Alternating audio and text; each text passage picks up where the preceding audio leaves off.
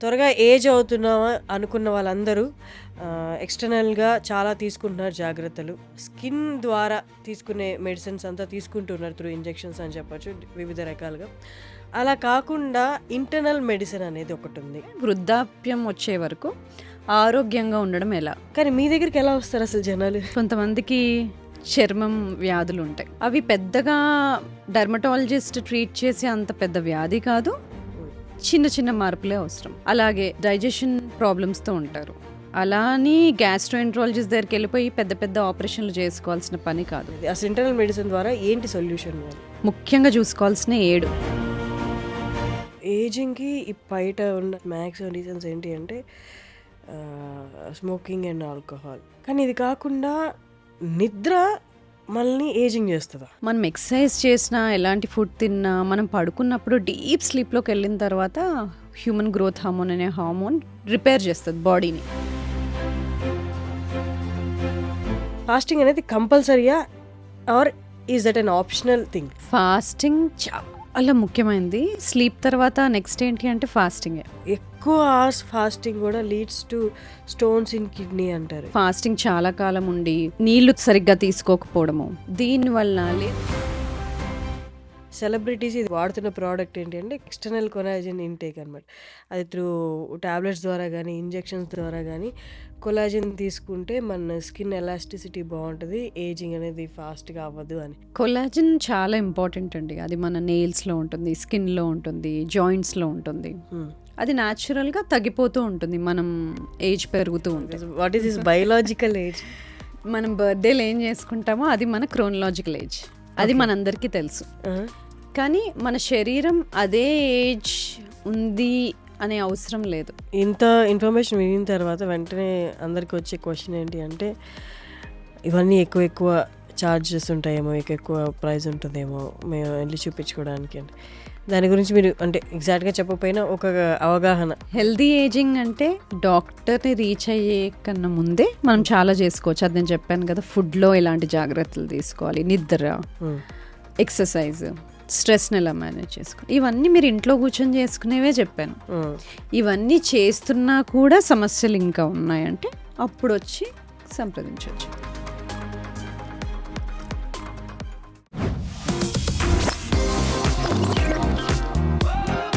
Hello guys, welcome to iDream media, welcome to talk show with Harshini. నార్మల్గా ఇప్పుడు అందరూ చాలామంది లైఫ్ స్టైల్ వల్ల అని చెప్పొచ్చు, లేకపోతే పొల్యూషన్ వల్ల చెప్పొచ్చు, త్వరగా ఏజ్ అవుతున్నామా అనుకున్న వాళ్ళందరూ ఎక్స్టర్నల్గా చాలా తీసుకుంటున్నారు జాగ్రత్తలు. డర్మటాలజిస్ట్ దగ్గరికి వెళ్తున్నారు, స్కిన్ ద్వారా తీసుకునే మెడిసిన్స్ అంతా తీసుకుంటున్నారు త్రూ ఇంజెక్షన్స్ అని చెప్పొచ్చు వివిధ రకాలుగా. అలా కాకుండా ఇంటర్నల్ మెడిసిన్ అనేది ఒకటి ఉంది. సో మనం ఇవేమీ కాకుండా త్రూ మన బాడీలో చేంజెస్ చేసుకుంటూ, డైట్లో చేంజ్ చేసుకుంటూ, లైఫ్ స్టైల్ చేంజ్ చేసుకుంటూ మనం ఏజింగ్ అనేది కొంతవరకు స్టాప్ చేయొచ్చు అన్నది ఇవాళ నాతో ఉన్న సమత గారు, డాక్టర్ సమత గారు, internal medicine MD in internal medicine and longevity expert అంటున్నారు. అంటే నాకు తెలిసిన నాలెడ్జ్ నేను కొంతవరకు చెప్పాను. పూర్తి డీటెయిల్స్ సమత గారిని అడిగి తెలుసుకుందాం. నమస్తే. నమస్తే అండి, ఎలా ఉన్నారు? గుడ్. సో నాకు అర్థమైన నాలెడ్జ్తో కొంచెం చెప్పగడానికి ట్రై చేశాను, but you are the right person to speak more. అంటే ఇప్పటి నుంచి తక్కువ మాట్లాడతాను, మీరే ఎక్కువ చెప్పాలి. What is this internal medicine? ఇప్పుడు దాకా మాకు తెలిసింది అంటే ఎక్కువ అవేర్నెస్ ఉన్నది ఏంటి అంటే యూనో విత్ ఇంజెక్షన్స్, పిఆర్పి, వీటన్నిటి ద్వారా మనం ఏజింగ్ అనేది కొంతవరకు స్టాప్ చేయొచ్చు. ఇన్ఫ్యాక్ట్ కరెక్ట్ వర్డ్ చెప్పాలంటే యాంటీ ఏజింగ్ అని వాడుతున్నారు.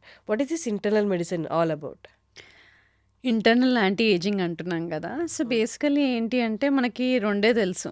ఒకటి జబ్బు వస్తే డాక్టర్ దగ్గరికి వెళ్ళడము, హాస్పిటల్కి వెళ్ళడము, లేకపోతే జబ్బు లేకపోతే ఇంట్లో ఉండడం, మన పనులు మనం చేసుకోవడం, రెండే తెలుసు. కానీ రెండిటికి మధ్య అంటే ఏదైనా జబ్బు వచ్చే ముందు బాడీలో చాలా చేంజెస్ జరుగుతాయి.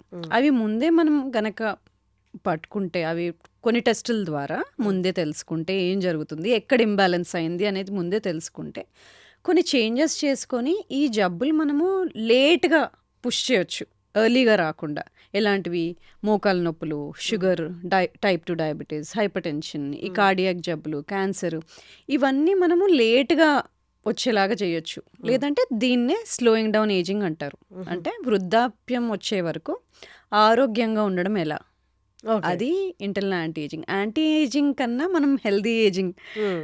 అని చెప్పుకోవచ్చు. కొంతవరకు పాజిటివిటీ తెచ్చినా, కొంతవరకు అది కైండ్ ఆఫ్ కంపల్షన్ అనేది జనాల్లో పడిపోయిందేమో అన్నట్టు అనిపిస్తుంది. వృద్ధాప్యం వచ్చిన తర్వాత ఆరోగ్యంగా ఉండడం ఎలా? అంటే మన పనులు మనం చేసుకోగలగాలి. హ్యాపీగా, హెల్తీగా ఉండాలి. మన పిల్లలతో ఆడుకోగలగాలి. ఎక్కువ హాస్పిటల్ చుట్టూ తిరిగే జబ్బులు రాకుండా ఉండేలాగా ఉండాలి. హ్మ్. ఎక్కువ మందులు వాడకూడదు. ఇదే కదా మనకు కావాల్సింది. హ్మ్. ఇండిపెండెన్స్, మనల్ని మనం చూసుకోగలగాలి. తొందరగా ఏమైనా జారి పడ్డప్పుడు ఎముకలు అవి విరగకుండా స్ట్రాంగ్‌గా ఉండాలి. ఇది మనకు కావాల్సింది హెల్తీ ఏజింగ్‌లో. అది కాకుండా ఈ జబ్బులనేవి ఒక్కసారి వచ్చాయంటే, ఇవి డయాబెటిస్ గానీ, హైపర్‌టెన్షన్ గానీ, హార్ట్ డిసీజెస్ గానీ మనకు తెలుసు. అవి మనకి లైఫ్ లాంగ్ ఉంటాయి. హ్మ్. అంటే లైఫ్ లాంగ్ మనం మందులు వాడుతూ కంట్రోల్‌లో పెట్టుకోవాలి. హ్మ్. మరి అవి రాకుండా ఉంటే ఇంకా బెటర్ కదా! అవి రాకుండా ఎక్కువ కాలం ఆరోగ్యంగా ఉండడం ఎలా? ఇది ఓకే. మనము హెల్తీ ఏజింగ్ ద్వారా ఇవాళ సాధ్యం. దీన్నే మనము స్లో డౌన్ ఏజింగ్ అనొచ్చు. హ్మ్. రివర్స్ ఏజింగ్ అంటారు. యాంటీ ఏజింగ్ అని ఏ పదాలు వాడినా హ్మ్. మనము జబ్బులు తొందరగా రాకుండా హ్మ్. మనం ఓల్డ్ ఏజ్‌లోకి హెల్తీగా, ఆరోగ్యంగా వెళ్ళాలి. కానీ మీరన్నట్టు ఇప్పుడు నాకు ఏదైనా హెల్త్ ప్రాబ్లమ్ వచ్చింది డాక్టర్ దగ్గరికెళ్తాను. లేకపోతే నాకు ఏజింగ్ సింప్టమ్స్ కనిపిస్తే నేను డాక్టర్ దగ్గరికెళ్తాను. కానీ మీ దగ్గరికి ఎలా వస్తారసలు జనాలు? ఎలా రావాలి? ఏ ఎందుకోసం రావాలి? ఎలా రావాలి? ఎందుకు రావాలి? ఇప్పుడు కొంతమందికి చర్మం వ్యాధులుంటాయి. అవి పెద్దగా డెర్మటాలజిస్ట్ ట్రీట్ చేసే అంత పెద్ద వ్యాధి కాదు. హ్మ్. చిన్న చిన్న మార్పులే అవసరం. అలాగే గట్ ఇష్యూస్, డైజెషన్ ప్రాబ్లమ్స్‌తో ఉంటారు. అలా అని గ్యాస్ట్రోఎంట్రాలజిస్ట్ దగ్గరికెళ్ళిపోయి పెద్ద పెద్ద ఆపరేషన్‌లు చేసుకోవాల్సిన పని కాదు. హ్మ్. అంటే తేపులు రావడం కానీ, అవును. తిన్నది సరిగ్గా అరగకపోవడం గానీ, పొట్ట ఉబ్బరంగా అనిపించడం గానీ ఇలాంటివి. లేదు 40లోకెళ్ళాము, 30లో, 20లో ఉన్నట్టుగా ఎనర్జీ లేదు. తొందరగా అలసిపోతున్నాం. మధ్యాహ్నం అయ్యేసరికి నిద్రొస్తుంది. హ్మ్. ఎనర్జీ ఉండట్లేదు. పిల్లలతో ఆడుకోలేకపోతున్నాను. లేదు నడుం భాగం పెరిగిపోయింది. ముందులాగా లేను. హ్మ్. ఇలాంటి చిన్న చిన్న మార్పులు. అలాగే బ్లడ్ టెస్ట్‌లలో ఇప్పుడిప్పుడే కొలెస్ట్రాల్ మెల్లగా పెరగడం చూస్తున్నాము. ఈ మధ్య బ్లడ్ ప్రెషర్ ఇంత ఎక్కువ ఉండేది కాదు. తక్కువ ఉండేది. అలాగని హైపర్ టెన్షన్‌కి ట్రీట్మెంట్ తీసుకునే అంత ఎక్కువ కాదు. ఇప్పుడు మనము 130 పైన కిందది 90 పైన ఉన్నప్పుడు హైపర్ టెన్షన్ అని మందులు పెడతాం. అంటే ఒక్కసారి బ్లడ్ ప్రెషర్ చెక్ చేసి పెట్టము. తరచుగా ఎక్కువగా ఉంటే అప్పుడు హైపర్ టెన్షన్ అని మందులు పెడతాం. కానీ అంతకు ముందు ఇంకా ఎంత తక్కువ పెట్టుకుంటే బెటరు. అసలు చెప్పాలంటే పైది 125, హ్మ్. కిందది బ్లడ్ ప్రెషర్ 75 అంతలోపు మెయింటైన్ చేస్తే మనం బాగా హెల్తీగా ఉన్నట్టు. హ్మ్. సో, ఇలాంటి చిన్న చిన్న మార్పులు వచ్చినప్పుడే వాటికి మనం సరైన జాగ్రత్తలు తీసుకుంటే హుహు. డయాబెటిస్, హైపర్‌టెన్షన్ అటు ఎళ్ళకుండా ఉంటాం. స్టార్టింగ్ ఆ! సింప్టమ్స్ అని చెప్పొచ్చా? అవునండి. హ్మ్. సో, ఇక్కడే మనం కేర్ తీసుకుంటే మీరు చెప్తున్న ఇంటర్నల్ మెడిసిన్ ద్వారా. సో, మనం అవాయిడ్ చేయొచ్చు లేటర్ అవును. ఆన్ స్టేజెస్‌లో. అంటే ఇప్పుడు ఓకే. ఇవి నాకు ఈ సింప్టమ్స్ ఉన్నాయి. మీరు చెప్పిన సింప్టమ్స్ ఉన్నాయి. గట్ స్లైట్‌లీ డిస్టర్బెన్సెస్ ఉంది. ఆహ్, కొలెస్ట్రాల్ లెవెల్ కూడా ఇప్పుడిప్పుడే పెరుగుతుంది. సో, మీ దగ్గరికొస్తే ఏంటి అసలు ఏం చెప్తారు? ఏం చేస్తారు అనేది? అసలు ఇంటర్నల్ మెడిసిన్ ద్వారా ఏంటి సొల్యూషన్ వాళ్ళు? సో, మనము ముఖ్యంగా చూసుకోవాల్సిన 7 న్యూట్రిషన్ ఎలా ఉంది? ఆహార పద్ధతి ఎలా ఉంది? పొద్దునుండి రాత్రి వరకు అసలు ఏం తింటున్నాం? హ్మ్. ఫాస్టింగ్ చేస్తామా? ఉపవాసం ఉంటామా? ఉంటే ఎన్ని గంటలు ఉంటాము? ఫుడ్ తింటే ఎక్కడ తింటాం? బయట తింటామా? రెస్టారెంట్‌లో తింటామా? ప్యాకేజ్ ఫుడ్ తింటామా? ప్లాస్టిక్ డబ్బాల్లో తింటామా? ఫ్రై చేసుకొని తింటామా? బాయిల్ చేసుకొని తింటామా? ఎలా తింటాం? హ్మ్. ఎలాంటి ఆయిల్ వాడతాం? మేకప్‌లు అవి యేసుకుంటామా? ఒంటిపైన ఎంత టాక్సిన్స్ ఉన్నాయి? ఎలాంటి వాటర్ ఫిల్టర్డ్ వాటర్ వాడతామా? ఎలాంటి వాటర్ వాడతాము? ఈ ప్లాస్టిక్ డబ్బాల్లో వాటర్ వాడతామా? అది. స్లీప్ ఎలా ఉంది? ఎన్ని గంటలు పడుకుంటాం? పడుకుంటే డీప్ స్లీప్‌లోకి వెళ్తామా? మధ్యలో లేస్తామా? హ్మ్. స్నోరింగ్ చేస్తామా? హ్మ్. ఊపిరి ఆగిపోతుందా మధ్యలో? యాప్నియా ఉంటుందా? హ్మ్. హార్మోన్స్ ఎలా ఉన్నాయి? బ్యాలెన్స్‌లో ఉన్నాయా లేదా? బాడీలో ఏదైనా ఇన్‌ఫ్లమేషన్ ఉందా? బాడీ స్ట్రెస్ ఇన్‌ఫ్లమేషన్ అంటే బాడీ స్ట్రెస్‌ఫుల్‌గా ఉందా? ఫైటింగ్ స్టేజ్‌లో ఉందా? దానికి టెస్ట్‌లు ఉంటాయి చెప్తాను. సో, ఇంకా అలాగే మైండ్ అసలు రెస్ట్‌ఫుల్‌గా ఉందా? Mental health issues, emotional disturbances ఏమైనా ఉన్నాయా? ఇవన్నీ చూస్తామన్నమాట. అలాగే న్యూట్రిషన్ కరెక్ట్‌గా ఉందా? విటమిన్స్ ఏమైనా డెఫిషియెంట్‌గా ఉన్నాయా? హ్మ్. ఇవన్నీ చూస్తాము. సో ఏ ప్రాబ్లంతో వచ్చినా ఫుడ్ ఎలా ఉంది, వాటర్ ఎలా ఉంది, టాక్సిన్స్ ఏమైనా వెళ్తున్నాయా, హార్మోనల్ బ్యాలెన్స్ ఉందా, ఎమోషనల్ హెల్త్ బాగుందా, ఎక్సర్సైజ్ ఉందా, హైడ్రేషన్ ఉందా, స్ట్రెస్ని రిలీవ్ చేసుకోవడానికి ఏం పద్ధతులు వాడుతున్నారు, బ్రీదింగ్ అలాంటివి, ఇలాంటివన్నీ చూస్తాం అన్నమాట. సో ఎక్కడెక్కడ ఇంబ్యాలెన్స్ ఉందో, ఎక్కడైతే మిస్టేక్స్ చేస్తున్నామో అక్కడ వాటిని కరెక్ట్ చేస్తూ వెళ్ళడం. ఓకే.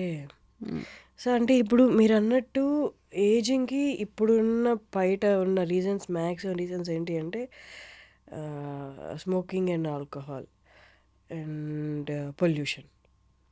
కానీ ఇది కాకుండా నిద్ర మనల్ని ఏజింగ్ చేస్తుందా? అవును, సరిగ్గా నిద్ర. అసలు నిద్రలో చాలా బ్రహ్మాండమైన బెనిఫిట్స్ ఉంటాయి. మనం పడుకున్నప్పుడు చాలా జరుగుతాయి. యాక్చువల్లీ మనం లేచిన దానికన్నా పడుకున్నప్పుడే బెనిఫిట్స్ ఎక్కువ ఉంటాయి. మనం ఎక్సర్సైజ్ చేసినా, ఎలాంటి ఫుడ్ తిన్నా, మనం పడుకున్నప్పుడు డీప్ స్లీప్లోకి వెళ్ళిన తర్వాత హ్యూమన్ గ్రోత్ హార్మోన్ అనే హార్మోన్ రిపేర్ చేస్తుంది బాడీని. ఏవైతే టాక్సిన్స్ ఉన్నాయో అవి ఎలిమినేట్ చేయడము, మసిల్స్ రిపేర్ చేయడము, మజిల్ బిల్డ్ చేయడము, గ్రోత్ చిన్నపిల్లలు, ఇవన్నీ పడుకున్నప్పుడే జరుగుతాయి. అది కాకుండా మనకి బాడీలో క్లీనప్ ప్రాసెస్కి లింఫాటిక్ సిస్టమ్ ఎలా ఉంటుందో బ్రెయిన్లో లింఫాటిక్ సిస్టమ్ అని ఉంటుంది. అంటే టాక్సిన్స్ క్లియర్ అప్ సిస్టమ్, అది కూడా పడుకున్నప్పుడు డీప్ స్లీప్లో నిద్రలోనే జరుగుతుంది. సో ఇలాంటి రిపేర్, రికవరీ పడుకున్నప్పుడు జరుగుతాయి కాబట్టి హార్మోనల్ బ్యాలెన్స్ కూడా మెయింటైన్ అవుతుంది. మనకి సర్కేడియన్ రిథమ్ అనేది ఒకటి ఉంటుంది. అంటే సూర్యోదయం అయినప్పుడు లేవడము, అస్తమించినప్పుడు పడుకోవడం, ఇలాంటిది మనము అసలు హ్యూమన్ బాడీ అలా ఉండేది. కానీ ఇప్పుడు ఇన్ని ఆర్టిఫిషియల్ లైట్స్, ఇలాంటి డెస్క్ జాబ్స్, వేరే టైమ్ జోన్స్తో పనిచేయడము, దీంతో ఇంటర్నల్ బాడీ సిస్టమ్ కూడా దెబ్బతినింది. పడుకోవాల్సిన టైంకి పడుకోకపోవడము, లైట్ వల్ల పడుకోలేకపోవడము, ఇలాంటివన్నీ. ఇంకోటి, బాగా తినేసి కడుపు నిండుగా ఉన్నప్పుడే పడుకోవడము, ఇలాంటివన్నీ చేయడం వల్ల డీప్ స్లీప్లో పోలేకపోవడము, బాడీ రిపేర్ అవ్వకపోవడము, దానివల్ల హార్మోనల్ ఇంబ్యాలెన్సెస్, ఇన్ఫర్టిలిటీ ఇష్యూస్, ఇవన్నీ చూస్తూ ఉంటాం. సో అందుకని స్లీప్ చాలా ముఖ్యం, చాలా ఇంపార్టెంట్. అందుకని ఇప్పుడు స్లీప్ మానిటర్ చేయడానికి స్లీప్ రింగ్స్ అని ఇవన్నీ వస్తున్నాయి. అంటే పడుకుంటే ఎంత డీప్ స్లీప్లోకి వెళ్తున్నాడు, ఆర్ఎం రెస్ట్ఫుల్ స్లీప్ అనేది మనకు స్టేజెస్ ఉంటాయి. స్లీప్లో స్టేజెస్, దానిలో ఆర్ఎం స్లీప్ అనేది గుడ్ రెస్ట్ఫుల్ స్లీప్. ఆ స్టేజ్లో ఎంతసేపు ఉంటున్నారు, కనీసం 6-7 గంటలు పడుకుంటున్నామా లేదా. లేట్ నైట్ ఈటింగ్ అంటే 9 తర్వాత ఫుడ్ తిని అరౌండ్ 11 అలాగా, లేకపోతే 10:30 అలా పడుకుంటే ఇది కూడా ఏజింగ్కి రీజనా? సో పడుకున్నప్పుడు డైజెషన్ ఆగిపోవాలి. మనం తిన్నాక నెక్స్ట్ 2 hours వరకు డైజెషన్ సిస్టమ్ నడుస్తూనే ఉంటుంది. ఆ ఫుడ్ పొట్టలో నుండి ఇంటెస్టైన్స్కి వెళ్ళాలి, డైజెషన్ ప్రాసెస్ అంతా కంప్లీట్ అవ్వాలి. దానికో 2-3 గంటలు పడుతుంది. ఆ తిన్న 2-3 గంటల లోపే నిద్రపోయాము అంటే ఆ డైజెస్టివ్ సిస్టమ్ నడుస్తూనే ఉంటుంది. ఇంకా రిపేర్ సిస్టమ్ యాక్టివేట్ అవ్వడానికి టైం ఎక్కడిది. అందుకే తిన్న 2-3 గంటల తర్వాత పడుకోమని చెప్తాం. లేదంటే మీ స్లీప్ టైమింగ్ ఏంటో దానికన్నా 2-3 గంటల ముందు తినేయాలి అని. అంటే డైజెషన్ ప్రాసెస్ అయిపోవాలి. అది ముఖ్యమైన రీజన్. అది కాకుండా ఎంతోమంది ఫుడ్ రిఫ్లెక్స్ అవ్వడము, ఇవన్నీ సిమ్టమ్స్ ఉంటూ ఉంటాయి. దానికి సింపుల్ సొల్యూషన్ ఎర్లీగా తినడం. అది కాకుండా అప్పటికి డైజెషన్ అయిపోయి ఉండాలి, స్టమక్ ఎంటీగా ఉండాలి. ఇవి ఇంపార్టెంట్. అలాగే మనం ఎప్పటి నుంచో రిలీజియన్ వైజ్గా తీసుకుని ఎవరి రిలీజియన్లో వాళ్ళకి అన్ని రీజియన్లో సేమ్గా ఉన్నది ఏంటి అంటే ఫాస్టింగ్. అవును, కొందరు శుక్రవారం ఉంటారు, కొందరు శనివారం ఉంటారు, కొందరు సోమవారం ఉంటారు. ఏ రిలీజియన్లో ఫాస్టింగ్ అనేది మాత్రం కంపల్సరీ ఉంది. బట్ లేటర్ ఆన్ ఈ లైఫ్ స్టైల్ చేంజెస్, ఈ లేట్ నైట్ షిఫ్ట్స్, వర్క్స్ వల్ల ఫాస్టింగ్ అనేది చాలామంది చెయ్యట్లేదు ఇప్పుడు. అవును, రిలీజియన్గా తీసుకున్నా, యాజ్ ఎ డాక్టర్గా మీరు సజెస్ట్ చేసిన ఫాస్టింగ్ అనేది కంపల్సరీయా or is that an optional thing? Fasting చాలా ముఖ్యమైనది. స్లీప్ తర్వాత నెక్స్ట్ ఏంటి అంటే ఫాస్టింగే. కానీ ఫాస్టింగ్ ఎవరు చేస్తున్నారు? ఆడవాళ్ళ, మగవాళ్ళ? జబ్బున్న వాళ్ళు చేస్తున్నారా? వాళ్ళు ట్యాబ్లెట్స్ వేసుకుంటున్నారా? ఈ సినారియోస్ని బట్టి ఒకవేళ ట్యాబ్లెట్స్ వేసుకుంటున్నారు షుగర్కి, బీపీకి అంటే డాక్టర్స్తో కొలాబరేట్ అయ్యి వాళ్ళ సహాయంతో ఫాస్టింగ్ చేసుకోవాలి. కానీ అదర్వైజ్ మీకు ఇవన్నీ జబ్బులు లేవు, ఫాస్టింగ్ చాలా ముఖ్యమైనది. ఎందుకంటే ఫాస్టింగ్ ద్వారా కొన్ని బాడీలో సర్ట్యూన్స్ అంటాం. అవి ఎంజైమ్స్ మనల్ని చాలా కాలం బతికేలాగా చేస్తాయి. లాంజివిటీ జీన్స్ అంటాం. వాటిని యాక్టివేట్ చేయడానికి ముఖ్యమైనది ఫాస్టింగే. సెకండ్ది క్యాలరీ రెస్ట్రిక్షన్, అంటే మనకి ఎంత అవసరమో దానికన్నా కొంచెం తక్కువ తినడం. దాని డైటింగ్ అని రకరకాల పదాలు వాడతారు, కానీ సింపుల్గా చెప్పాలంటే క్యాలరీ రెస్ట్రిక్షన్ అంటే ఓవర్ ఈట్ చేయకూడదు. అవసరానికి మించి తినకుండా ఉన్నప్పుడు, ఇంకా ఫాస్టింగ్ చేసినప్పుడు, ఇంకా ఎక్సర్సైజ్ కరెక్ట్గా చేసినప్పుడు మనం చాలా కాలం బతికే జీన్స్ యాక్టివేట్ అవుతాయి, లాంజివిటీ జీన్స్. అది కాకుండా బాడీకి ఒక రిపేర్ ప్రాసెస్ ఉంటుంది. ఎప్పుడైనా సిస్టమ్ రాంగ్ వెళ్ళిందనుకోండి, మ్యానుఫ్యాక్చరింగ్ యూనిట్ ఉంది, ఏవైనా మెషిన్స్ తయారవుతున్నాయి, సరిగ్గా మెషిన్ కోడ్ అయినట్టు తయారవ్వకపోతే అది క్లియరప్ చేసేస్తుంది. సేమ్ బాడీలో క్లియరప్ ప్రాసెస్ని ఆటోఫేజీ అంటాం. సరిగ్గా సెల్స్ క్లీనప్ ప్రాసెస్ అవ్వకపోతే అది అవసరం లేని టాక్సిన్స్ని రిలీజ్ చేస్తుంది. అది మంచిది కాదు. సో ఆ క్లీనప్ ప్రాసెస్ ఆటోఫేజీని స్టిమ్యులేట్ చేయడానికి కావాల్సింది ఫాస్టింగ్. సింపుల్. సో ఆ ఫాస్టింగ్ ఎంతో 2-3 రోజులు అవ్వాల్సిన అవసరం లేదు. సింపుల్ చిన్న ఫాస్టింగ్ 12 hours, 12 గంటలు. అంటే రాత్రి 7ంటికి తినడం ఆపేసామంటే పొద్దున 7ంటికి తింటే 12 గంటలు ఫాస్టింగ్ ఉన్నట్టే. ఒకవేళ 12 గంటలు ఆల్రెడీ అలవాటు ఉన్న వాళ్ళు 13 గంటలు, 14 గంటలు అలా పెంచుకుంటూ వెళ్ళొచ్చు. కానీ ఆడవాళ్ళకి మగవాళ్ళకి కొంచెం డిఫరెన్స్ ఉంటుంది. ఆడవాళ్ళు సైకిల్ అంతా మనకి హార్మోన్స్ డిఫరెంట్గా ఉంటాయి కాబట్టి ఆడవాళ్ళ ఫాస్టింగ్ శైలి కొంచెం చేంజ్ అవ్వాలి. మనకి మెన్స్ట్రువల్ సైకిల్ పీరియడ్స్ మొదలైన తర్వాత ఒక 6వ రోజు నుండి ఒక 15వ రోజు వరకు బాగా ఎక్సర్సైజ్ చేయొచ్చు, బాగా ఫాస్టింగ్ చేయొచ్చు. కానీ పీరియడ్ దగ్గరకు వస్తున్న సమయంలో హార్మోన్స్ లోగా ఉంటాయి కాబట్టి ఆ టైంలో బాడీ సహకరించదు ఫాస్టింగ్కి. సో అప్పుడు లాంగ్ ఫాస్టింగ్ చేయకూడదు, తక్కువ చేసుకోవాలి. ఓకే. కానీ నేను విన్నాను ఎక్కువ అవర్స్ ఫాస్టింగ్ కూడా leads to stones in kidney అంటారు. Is that true? డీహైడ్రేషన్ ముఖ్యంగా. ఒకవేళ ఫాస్టింగ్ చాలా కాలం ఉండి నీళ్లు సరిగ్గా తీసుకోకపోవడము, దీనివల్ల, లేదంటే మనము కీటో డయట్ అంటే ఫ్యాట్ ఎక్కువ తీసుకుంటూ కార్బ్స్ తీసుకోకుండా ఉన్నప్పుడు, అలాంటివి చేస్తున్నప్పుడు కొంతమంది కిడ్నీ స్టోన్స్ తయారవ్వచ్చు. కానీ కరెక్ట్గా చేసినప్పుడు, హైడ్రేషన్ బాగా తీసుకుంటున్నప్పుడు, ఎలక్ట్రోలైట్స్ అంటే సోడియం పొటాషియం మంచిగా తీసుకుంటున్నప్పుడు అలాంటి ప్రాబ్లమ్స్ ఏమీ రావు. ఓకే. అండ్ ఇంకొకటి మార్కెట్లో బాగా సేల్ అవుతున్న product and the same time చాలామంది సెలబ్రిటీస్ ఇది వాడతారని వాడుతున్న ప్రోడక్ట్ ఏంటి అంటే కొలాజిన్, ఎక్స్టర్నల్ కొలాజిన్ ఇంటేక్ అనమాట. అది త్రూ టాబ్లెట్స్ ద్వారా కానీ ఇంజెక్షన్స్ ద్వారా కానీ కొలాజిన్ తీసుకుంటే మన స్కిన్ ఎలాస్టిసిటీ బాగుంటుంది, ఏజింగ్ అనేది ఫాస్ట్గా అవ్వదు అని. సో మీరు చెప్పండి, ఇజ్ దట్ కరెక్ట్? కొలాజిన్ చాలా ఇంపార్టెంట్ అండి. అది మన నెయిల్స్లో ఉంటుంది, స్కిన్లో ఉంటుంది, జాయింట్స్లో ఉంటుంది. అది న్యాచురల్గా తగ్గిపోతూ ఉంటుంది మనం ఏజ్ పెరుగుతూ ఉంటే. అవును, ఏజ్ పెరుగుతున్నప్పుడు అది తగ్గిపోతుంది కాబట్టి యాడ్ చేసుకోవడం వల్ల మన skin health, hair health, joint health బాగుంటుంది. అయితే కొలాజిన్లో వేరే వేరే రకాలు ఉంటాయి. పౌడర్స్ ఉంటాయి, టాబ్లెట్స్ ఉంటాయి, దానిలో మళ్ళీ పెప్టైడ్స్ అని ఉంటాయి. పెప్టైడ్స్ అంటే చిన్న చిన్న మాలిక్యూల్స్ బాడీలోకి బాగా వెళ్తాయి, సెల్స్లోకి బాగా వెళ్తాయి. కొలాజిన్ పెప్టైడ్స్ మంచివి. అలాగే దాంట్లో మెరీన్ కొలాజిన్, బొవైన్ కొలాజిన్ అంటే ఆవుల నుండి వచ్చే collagen, seafood, sea water, sea animals నుండి వచ్చే కొలాజిన్, 2 రకాలు ఉంటాయి. కొంతమందికి సీ ఫుడ్ ఎలర్జీ ఉంటుంది, వాళ్ళకి మెరీన్ కొలాజిన్ సూట్ అవ్వదు. కాబట్టి మనకి ఏది సూట్ అవుతుందో అవ్వదో చూసుకోవాలి. ఒకరు అది వాడుతున్నారు కదా అని సేమ్ కాపీలాగా వాడకుండా డాక్టర్ దగ్గరికి వెళ్ళి మనకి ఏది సూట్ అవుతుందో కనుక్కొని, మనకి ఎలర్జీస్ ఏమున్నాయి ఏంటి తెలుసుకొని తీసుకోవాలి. అలాగే మార్కెట్లో చాలా ప్రోడక్ట్స్ ఉన్నాయి. చాలా పెద్ద బిజినెస్ అది. ఇప్పుడు కొలాజిన్ అనేది పౌడర్స్ ఫార్మాట్లో వస్తుందని చాలామంది సజెస్ట్ చేస్తున్నారు. అంటే బట్ కానీ అవి సర్టిఫైడ్ ప్రోడక్ట్సా లేదా చూసుకోవాలి. హౌ డు దే, అంటే సర్టిఫైడ్, మనకి సర్టిఫైడ్ ప్రోడక్ట్స్ అంటే FSSAI, GMP సర్టిఫైడ్ అని ఇలా ముద్రలు ఉంటాయి. ఆ సర్టిఫైడ్ ప్రోడక్ట్సా లేదా అని ఆ మార్క్స్, ట్రేడ్ మార్క్స్ చూడాలి మనం కొంటున్నప్పుడు. అలా చూసుకొని తీసుకోవడం బెటర్. అండ్ పెప్టైడ్స్ అన్నారు కదా, కొలాజిన్ పెప్టైడ్స్, అది ఎలా దొరుకుతుంది? అంటే ఎట్లా? కొలాజిన్ పెప్టైడ్స్ కూడా మనకి పౌడర్ ఫామ్లోనే దొరుకుతుంది. అంటే ఈజీగా డైజెస్ట్ అయిపోతుంది, ఈజీగా బాడీకి అబ్జార్బ్ అయిపోతుంది. సో అవి కూడా మనకు పౌడర్ ఫామ్లో దొరుకుతాయి, కొలాజన్ పెప్టైడ్స్ అనేవి కూడా. ఓకే. ఇప్పుడు కొలాజన్ తీసుకునే వాళ్ళు వాళ్ళు పర్చేసింగ్ ఐదర్ సజెషన్ తీసుకొని డాక్టర్ దగ్గర తీసుకోవాలి, లేదు వాళ్ళందరికీ వాళ్ళు వాడాలనుకుంటే ఇట్స్ నాట్ కరెక్ట్. వాళ్ళంతటా వాళ్ళు వాడాలనుకుంటే ఫస్ట్ థింగ్ అదే సర్టిఫైడా కాదా అని అది చూసుకోవాలి, మంచి పెప్టైడ్స్ ప్రోడక్ట్ ఎలా లేదా. అడగాలి వాళ్ళు? ఇన్ కేస్ మెడికల్ షాప్కి వెళ్ళి వాళ్ళు పెప్టైడ్స్ కొలాజన్ పెప్టైడ్ చాలా వరకు జనరల్ ఫార్మసీస్లో మనకు దొరకకపోవచ్చు మనకు కావాల్సిన పెప్టైడ్స్. కాబట్టి అది డాక్టర్ దగ్గరికి వెళ్ళి రాయించుకొని తీసుకుంటే బెటర్. బెటర్. ఓకే.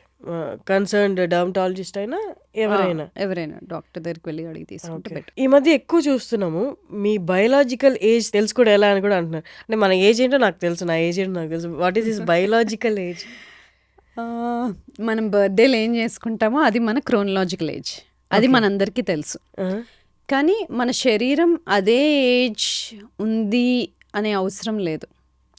నేను నా జీవన శైలి ఎలా ఉంది, నా ఆహార పదార్థాల లైఫ్ ఎలా ఉందన్న దాన్ని బట్టి నా ఏజ్ ఎక్కువ ఉండొచ్చు తక్కువ ఉండొచ్చు, నా ఇంటర్నల్ బాడీ ఏజ్, దాన్ని బయలాజికల్ ఏజ్ అంటాం. కాబట్టి మన బర్త్డే ఏజే మన బాడీ ఏజ్ అవ్వాల్సిన అవసరం లేదు. అందుకని ఎవరైతే బాగా రోజు ఆహారం బాగా తీసుకుంటారో, జీవనశైలి బాగుంటుందో, ఎక్సర్సైజ్ బాగా చేస్తారో, వీళ్ళ బయలాజికల్ ఏజ్ కొంచెం తక్కువ ఉంటుంది. అయితే దీనికి సింగిల్ టెస్ట్ ఏదైనా ఉంటుందా అంటే అది సింగిల్ టెస్ట్తో చెప్పలేం. ఎందుకంటే చాలా కాంప్రహెన్సివ్గా చూడాలి. ఎందుకంటే ఒక ఏజ్ అనేది కాంప్లెక్స్ ప్రాసెస్. దానికి ఒక ఇంటర్నల్ ఏజ్ ఇవ్వాలి అంటే ఏమేమి చూడాలి? బ్లడ్లో అంటే మనం కొలెస్ట్రాల్ చూస్తాము, షుగర్స్ ఎలా ఉన్నాయో చూస్తాము. అలాగే మెజర్మెంట్లో మన వేస్ట్ టు హిప్ రేషియో అంటే నడుం భాగం తుంటి భాగము మెజర్ చేసినప్పుడు దానికి కొలతలు తీసుకున్నప్పుడు ఆడవాళ్ళైతే వేస్ట్ టు హిప్ రేషియో 0.85 కన్నా ఎక్కువ ఉంటే, లేదు మగవాళ్ళల్లో 0.9 కన్నా ఎక్కువ ఉంటే వాళ్ళకి టైప్ 2 డయాబెటీస్ కానీ, కొలెస్ట్రాల్ కానీ, హైపర్ టెన్షన్ కానీ, గుండె జబ్బులు కానీ వచ్చే ప్రమాదం ఎక్కువ. అందుకనే ఈ కొలతలు కూడా ఇంపార్టెంటే. ఇంతకుముందు బిఎంఐ అని చూసేవాళ్ళం, బాడీ మాస్ ఇండెక్స్, అంటే మీ హైట్కి మీరున్న వెయిట్ ఎంత అని. కానీ దాంట్లో కొన్ని లోపాలు ఉంటాయి. ఎలా? బాగా ఎక్సర్సైజ్ చేసే అతను ఉంటాడు, అతనికి మసిల్ ఎక్కువగా ఉంటుంది, మీరు బిఎంఐ చూస్తే ఎక్కువగా ఉంటుంది, అంటే కొవ్వు ఎక్కువ ఉన్నట్టు కాదు కదా. అందుకని మనకు కరెక్ట్గా తెలవాల్సింది బాడీ కాంపోజిషన్ అనాలిసిస్. అంటే బాడీలో కండరాలు ఎన్ని ఉన్నాయి, కొవ్వు ఎంత ఉంది, ఎముకల క్వాలిటీ ఎలా ఉంది, బోన్, ఫ్యాట్, మసిల్ రేషియో, ఇది ముఖ్యమైనది బిఎంఐ కన్నా. సో ఇవి తెలియాలి. బ్లడ్ మార్కర్స్ ఇంతకుముందు చెప్పాము. ఇది కాకుండా మనకి కొత్తగా ఎపిజెనెటిక్ క్లాక్స్ అని వచ్చాయి. అంటే ఏంటి? మనకు అందరికి ఒక బ్లూ ప్రింట్ ఉంటుందా, మన బాడీ ఇలా తయారవ్వాలని. మన అమ్మలు మనకి పుట్టినప్పుడు మనకు ఒక డిఎన్ఏ జీన్స్ ఉంటాయి, అది మన బ్లూ ప్రింట్. అది మనం చేంజ్ చేయలేం. అది మనకి ఫ్యూచర్లో ఎలాంటి జబ్బులు వస్తాయి అనేది ఒక 10 to 15% డిసైడ్ అయి ఉంటుంది. అంటే 80 to 85% తర్వాత మనం ఎలాంటి ఆహారం తీసుకుంటాము, వ్యాయామం చేస్తామా లేదా, స్ట్రెస్ఫుల్గా ఉంటామా, నిద్ర ఎలా పోతున్నాము, జీవనశైలి ఎలా ఉంది అన్న దాన్ని బట్టి ఆ మిగతా 85% డిసైడ్ అవుతుంది. దీన్ని ఎపిజెనెటిక్స్ అంటాము. అంటే జీన్స్ చుట్టూ మనం చేసే మార్పులు ఏంటి అని. దీన్ని డిఎన్ఏ చుట్టూ జరిగే మార్పుల్ని గమనించి వచ్చిన టెస్ట్ ఎపిజెనెటిక్ టెస్ట్. కొంచెం ఏదైనా ఒక టెస్ట్ దగ్గరగా ఉందా అంటే అది ఎపిజెనెటిక్ టెస్ట్ అనమాట. ఓకే. కాకపోతే ఆ సింగిల్ టెస్ట్ చూడకూడదు. నేను ఇంతకుముందు చెప్పిన విధంగా బ్లడ్లో ఎలా ఉన్నాయి చేంజెస్, ఈ హిస్టరీ ఎలా ఉంది, ఎపిజెనెటిక్ టెస్ట్ అనేది బయలాజికల్ ఏజ్ తెలుసుకునేడానికి అవకాశం ఉంది. అయితే ఇప్పుడు ఈ లాస్ట్ 3-4 సంవత్సరాల్లో వచ్చిన టెస్ట్ ఇది. ఫ్యూచర్లో మనకి ఇంకా కొత్త టెస్ట్లు వస్తాయి, కానీ బేసిక్స్ మనం మర్చిపోకూడదు. బేసిక్స్ ఏంటి? నడుం భాగం తుంటి భాగం రేషియో అని చెప్పాను, మన మసిల్ బోన్ ఫ్యాట్ రేషియో అని చెప్తున్నాము, అంటే బాడీ ఫ్యాట్ పర్సంటేజ్ ఎంత ఉంది, బ్లడ్లో ఈ లిపిడ్ ప్రొఫైల్స్ కానీ, బ్లడ్ షుగర్స్ కానీ, విటమిన్ ప్రొఫైల్స్ కానీ, హోమోసిస్టిన్, లైపోప్రోటీన్, ఇవన్నీ ఎలా ఉన్నాయి, ఇవన్నీ బేసిక్స్. వీటితో పాటు ఆ డిఎన్ఏ చుట్టూ జరిగే మార్పులు, ఇవన్నీ మనం తెలుసుకుంటాం. ఓకే, బయలాజికల్ ఏజ్ ఏంటి తెలుసుకున్నాం, ఇలా ఉంది. ఇప్పుడు నెక్స్ట్ ఏంటి? ఏజ్ తగ్గించుకోవచ్చా? నెక్స్ట్ ఏంటి, ఎలా తగ్గించుకోవచ్చు, తగ్గిస్తే ఎలా తగ్గించాలి? ఫస్ట్ వ్యాయామం చేస్తున్నారా లేదా? అస్సలు చేయని వ్యక్తి అయితే మొదలు పెట్టాలి. ఎలా? వారానికి కనీసం 150 నిమిషాలు మోడరేట్ ఎక్సర్సైజ్, అంటే బ్రిస్క్ వాకింగ్ కానీ, యోగా కానీ, స్విమ్మింగ్ కానీ, ఏరోబిక్స్ కానీ ఇలాంటివి. లేదంటే 75 నిమిషాలు ఫాస్ట్ హై ఇంటెన్సిటీ ఎక్సర్సైజ్, అంటే ఫాస్ట్ బైకింగ్, హైకింగ్ ఇలాంటివి. కానీ ఇవి చేస్తే సరిపోతుందా? లేదు. మనము వృద్ధాప్యం వచ్చినాక, ఓల్డ్ ఏజ్ వచ్చినాక ఆరోగ్యంగా ఉండాలంటే ఆ ఏజ్ ఎంటర్ అయ్యేటప్పుడు, 50 ఎంటర్ అయ్యేటప్పుడు మన మసులు, కండరాలు బాగుండాలి. అప్పటికే కండరాలు తక్కువగా ఉన్నాయంటే మీకు డెఫినెట్గా ఈ జబ్బులు తొందరగా వచ్చేస్తాయి. ఇవి 4: డయాబెటీస్, హైపర్ టెన్షన్, కార్డియాక్ జబ్బు, క్యాన్సర్లు, స్ట్రోకు. ఇవి అయితే ఎందుకంటే 40 తర్వాత, 40 సంవత్సరాలు ఒకసారి దాటామంటే ప్రతి సంవత్సరానికి 1% మజిల్ పోతుంది. కానీ దాంతో వచ్చే ప్రాబ్లం ఏంటి? మజిల్ పోతూ ఉంటే మనం తినే ఫుడ్ ఎనర్జీగా మారకుండా కొవ్వుగా మార్చి వెయిట్ పుట్ ఆన్ అవుతాం. మెల్లగా ఇన్సులిన్ రెసిస్టెన్స్లోకి వెళ్తుంది.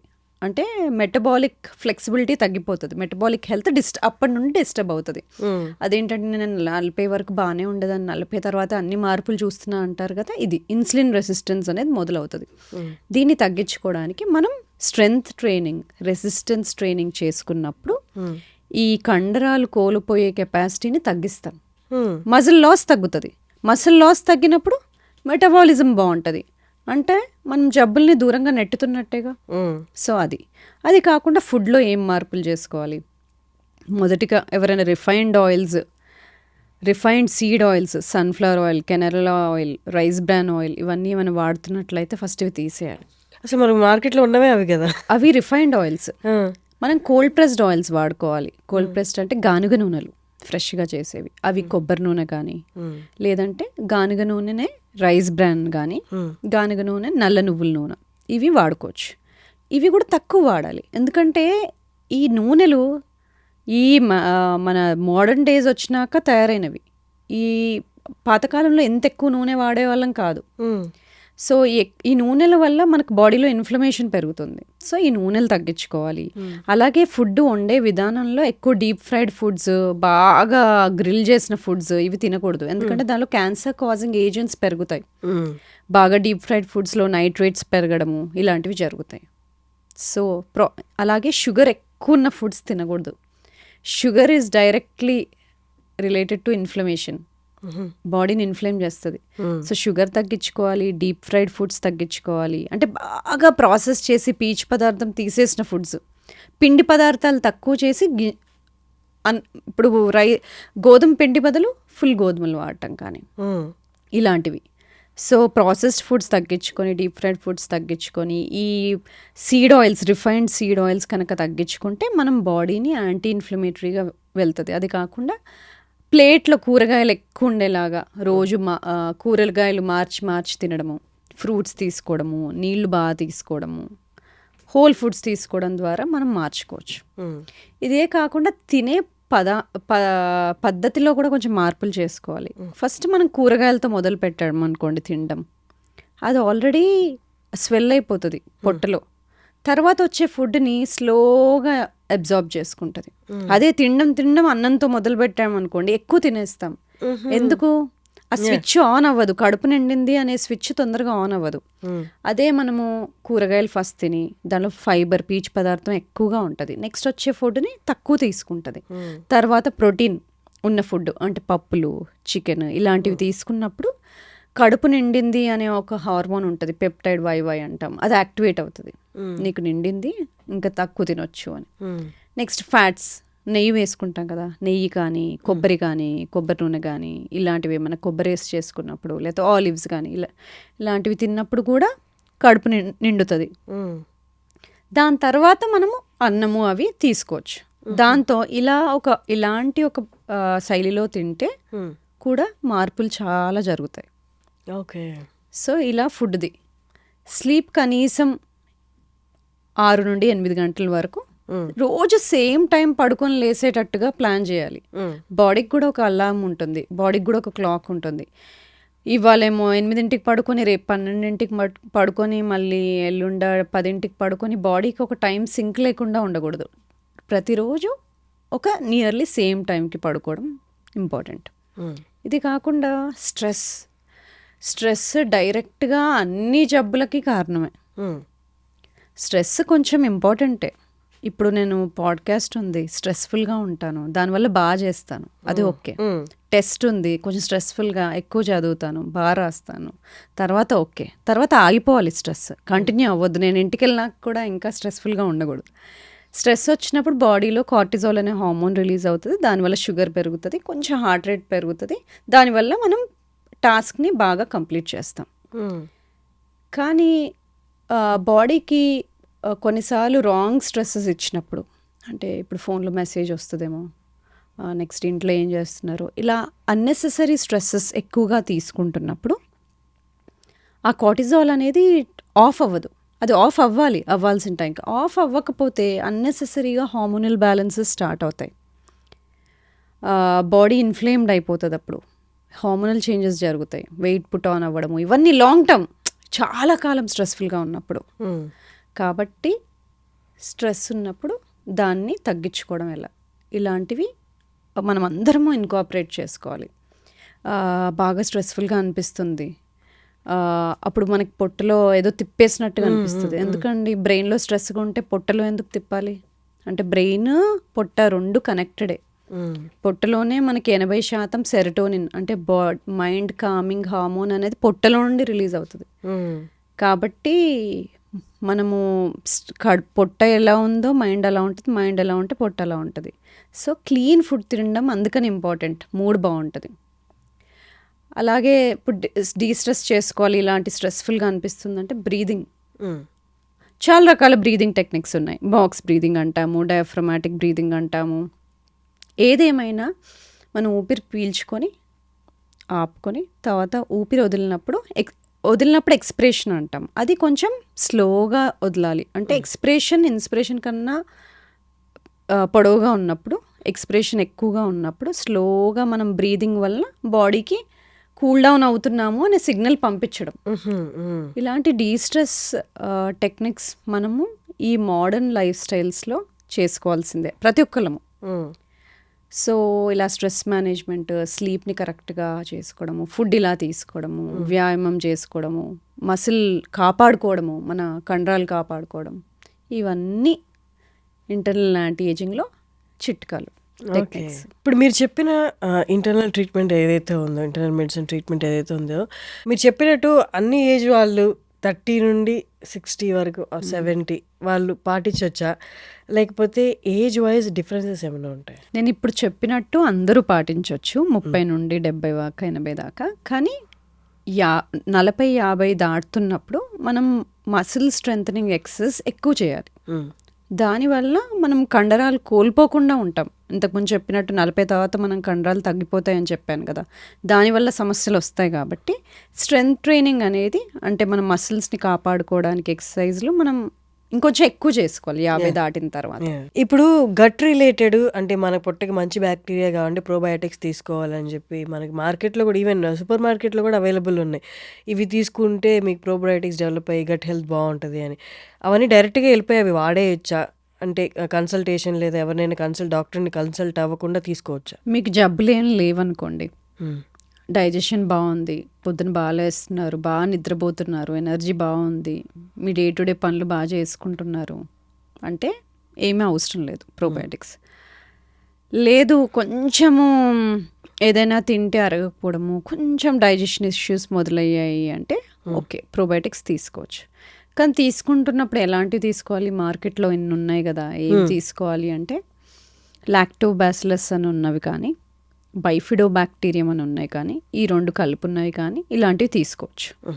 లేదు మీకు స్పెసిఫిక్గా ప్రాబ్లమ్స్ ఉన్నాయి, పేగులకు సంబంధించిన ప్రాబ్లమ్స్, ఇన్ఫ్లమేటరీ బవల్ డిసీజ్, లేకపోతే ఇన్ఫ్లమేటరీ ఇరిటబుల్ బవల్ సిండ్రోమ్, ఇలాంటి స్పెసిఫిక్ ప్రాబ్లమ్స్ ఉన్నాయి అంటే అది డాక్టర్ని కన్సల్ట్ అయ్యి తీసుకోవాలి. లేదు స్కిన్ ప్రాబ్లమ్స్ ఉన్నాయి, స్కిన్ ర్యాషెస్ వస్తున్నాయి, ఎగ్జిమా వస్తుంది, ఎక్కువ తలనొప్పులు వస్తున్నాయి, కొన్నిసార్లు గట్ని కూడా కరెక్ట్ చేసుకోవాలి. హ్మ్. గట్ కనుక బేసికలీ గట్లో అంటే చిన్న స్మాల్ ఇంటెస్టైన్లో మనకి బ్యాక్టీరియా, ఫంగై, వైరసెస్ అన్నీ ఉంటాయి, బ్యాలెన్స్డ్గా ఉంటాయి. మనం వాటికి హెల్ప్ చేయాలి, అవి మనకి హెల్ప్ చేస్తాయి. మనం తిన్న ఫుడ్లో నుండి కూడా కొన్ని అవి వైటమిన్స్ మనకి తీసిస్తాయి. సో అందుకని మనం హెల్తీగా పెట్టుకోవాలి. హుహు. దానికి ఒక ఫౌండేషనల్ బ్యాక్టీరియా అని కొన్ని ఉంటాయి. హ్మ్. అవి బ్యాలెన్స్డ్గా ఉండాలి. కానీ ఎప్పుడైతే ఆ బ్యాలెన్స్ కోల్పోతాయో కొన్ని అవసరం ఉన్న బ్యాక్టీరియా తక్కువ అవడం, అవసరం లేని బ్యాక్టీరియా ఎక్కువ పెరగడం వల్ల మనకు కొన్ని ప్రాబ్లమ్స్ రావచ్చు. హ్మ్. అవి స్కిన్ ప్రాబ్లమ్స్ లాగా బయటపడవచ్చు, జాయింట్ ప్రాబ్లమ్స్ లాగా బయటపడవచ్చు, అలాగ వేరే వేరేగా బయటకు వస్తాయి. హ్మ్. అలాంటప్పుడు ఇంబ్యాలెన్స్ ఉన్నట్టు. ఇంబ్యాలెన్స్ ఉన్నప్పుడు టెస్ట్ చేసుకోవడం ఎలా? Hmm. మనకి గట్ మైక్రోబయోమ్ అనే టెస్ట్ ఉన్నాయి, వాటి ద్వారా మనం టెస్ట్ చేసుకొని చూసుకుంటాం. గట్ మైక్రోబయోమ్ అనే టెస్ట్ ద్వారా, మైక్రోబయం గట్ మైక్రోబయోమ్ బయోమ్. ఆ టెస్ట్ ద్వారా మనకు అసలు ఏం బ్యాక్టీరియా గ్రో అవుతున్నాయి, ఉండాల్సినవి ఉన్నాయా, అవసరం లేనివి ఎక్కువ పెరుగుతున్నాయా, ఏమైనా అవసరం లేని పదార్థాలు రిలీజ్ అవుతున్నాయా, ఇలాంటివన్నీ చూసుకుంటాం అన్నమాట. ఎందుకంటే ఇలాంటి బ్యాలెన్స్ లేనప్పుడు ఎక్సర్సైజ్ కెపాసిటీ తగ్గిపోవచ్చు, మైగ్రేన్స్ రావచ్చు, ఇంతకుముందు నేను చెప్పిన విధంగా ఐబిఎస్, ఐబిడి రావచ్చు, హార్ట్ డిసీజ్కి రిస్క్ పెరగవచ్చు, హైపర్ టెన్షన్కి రిస్క్ పెరగవచ్చు. సో గట్ అనేది ఇన్నిటికీ కనెక్ట్ అయి ఉంది. ఇప్పుడు ఈ గట్ మైక్రోబయోమ్ ఏదైతే ఉందో టెస్ట్, అది వాళ్ళు రెగ్యులర్గా అంటే ఎక్కడ చేయించుకోవచ్చు? అది నేను చేస్తాను, ఇప్పుడు చాలా మంది డాక్టర్స్ చేస్తున్నారు. Okay, okay, Available consult test. అవ్వచ్చు. ఓకే. సో అలా ఏంటి ప్రాబ్లం చూసుకుని దానికి తగ్గట్టుగా ట్రీట్మెంట్ తీసుకోవాలి. కానీ ఏ ట్రీట్మెంట్ తీసుకున్నా దాంట్లో నేను చెప్పినట్టుగా ఫ్రైడ్ ఫుడ్స్, బాగా ప్రాసెస్ చేసిన ఫుడ్స్, షుగరు, ఇలాంటివి తగ్గించుకోవాలి. బాగా గ్రిల్ చేసిన ఫుడ్స్, రిఫైన్డ్ ఆయిల్స్, ఇలాంటివన్నీ తక్కువ చేసినప్పుడు బాడీ యాంటీ ఇన్ఫ్లమేటరీ స్టేట్లోకి వెళ్ళిపోయి సిమ్టమ్స్ అన్నీ తగ్గుతాయి. ఓకే. దానికి తోడ్పడుతూ కొన్ని సప్లిమెంట్స్, ప్రోబయోటిక్స్ అవి వాడినప్పుడు బాడీ ఒక బ్యాలెన్స్లోకి వస్తుంది అనమాట. నైస్. ఇప్పుడు అంటే ఇంత ఇన్ఫర్మేషన్ వినిన తర్వాత వెంటనే అందరికి వచ్చే క్వశ్చన్ ఏంటి అంటే, ఇవన్నీ ఎక్కువ ఛార్జెస్ ఉంటాయేమో, ఎక్కువ ప్రైస్ ఉంటుందేమో మేము వెళ్ళి చూపించుకోవడానికి అంటే, దాని గురించి మీరు అంటే ఎగ్జాక్ట్గా చెప్పకపోయినా ఒక అవగాహన జనాలకి. హెల్దీ ఏజింగ్ అంటే డాక్టర్ని రీచ్ అయ్యే కన్నా ముందే మనం చాలా చేసుకోవచ్చు. అది నేను చెప్పాను కదా, ఫుడ్లో ఎలాంటి జాగ్రత్తలు తీసుకోవాలి, నిద్ర, ఎక్సర్సైజ్, స్ట్రెస్ని ఎలా మేనేజ్ చేసుకోవాలి, ఇవన్నీ మీరు ఇంట్లో కూర్చొని చేసుకునేవే చెప్పాను. ఇవన్నీ చేస్తున్నా కూడా సమస్యలు ఇంకా ఉన్నాయంటే అప్పుడు వచ్చి సంప్రదించవచ్చు, అప్పుడు హెల్ప్ చేస్తాను. లేదు అంటే మిగతావన్నీ మీరే డాక్టర్ల దగ్గరికి ఎవరి దగ్గరికి వెళ్ళకుండా ఇంట్లోనే చేసుకునే మార్పులు ఇవన్నీ. సో మిమ్మల్ని కన్సల్ట్ అవ్వాలి అంటే ఎక్కడ, ఎలాగా, ఒక్కసారి మీ హాస్పిటల్ గురించి? మా clinic name PMX health centre for longevity and personalised medicine. 30 నుండి 70, 80 దాకా ఎవరైనా ఆరోగ్యంగా ఉండాలనుకుంటున్నప్పుడు, ఆరోగ్యంగా వృద్ధాప్యంలోకి వెళ్ళాలి అనుకుంటే వాళ్ళందరికీ అవసరం ఉండే ట్రీట్మెంట్స్ ఇక్కడ ఉంటాయి. Okay, that's nice. Thank you so much for coming, Samatha గారు. Thank you.